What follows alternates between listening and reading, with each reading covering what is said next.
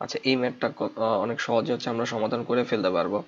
এই প্রথম টার্মটা যদি একটু খেয়াল করি, আমরা এই টুটাকে হচ্ছে কি 5-এর উপরে নিয়ে আসতে পারবো। আমাদের রিভার্স ক্যালকুলেশন আমরা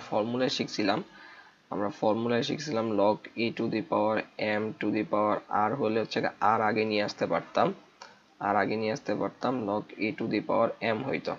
এখন আবার আমি কি করতে পারি, এমটাকে আর এর জায়গায় নিতে পারি, অর্থাৎ আমি রিভার্স ক্যালকুলেশন করতে পারি। তাহলে এখানে এসে আমরা সেম জিনিসটা করতে পারবো, লগ 10⁵ স্কোয়ার।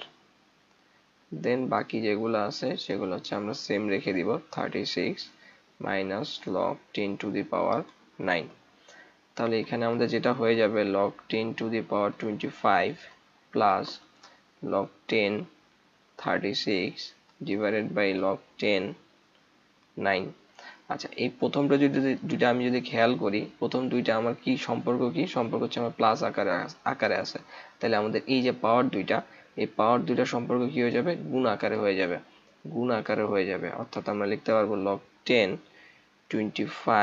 ইন্টু 36, আর এখানে থাকবে মাইনাস লগ 10⁹। এখন যদি আমরা এই দুটাকে খেয়াল করি, এদের সম্পর্ক হচ্ছে মাইনাস, তাহলে এই পাওয়ার দুটার সম্পর্ক কি হয়ে যাবে, এই পাওয়ার দুটার সম্পর্ক হয়ে যাবে ভাগ। তাহলে হচ্ছে আমরা এই জিনিসটাকে এইভাবে লিখতে পারবো, লগ 10⁵ ইন্টু 36 ডিভাইডেড বাই 9।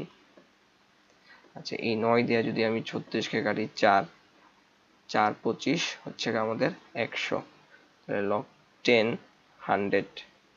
এই 100কে আবার আমরা লিখতে পারবো লগ 10 স্কোয়ার। এই 2টা হচ্ছে আবার কি হয়ে যাবে, আমাদের আগে চলে আসবে, অর্থাৎ 2 লগ 10 2 লগ 10 এর ভ্যালু হচ্ছে আমাদের 1। তাহলে আমাদের অ্যান্সার হয়ে যাবে শুধুমাত্র 2।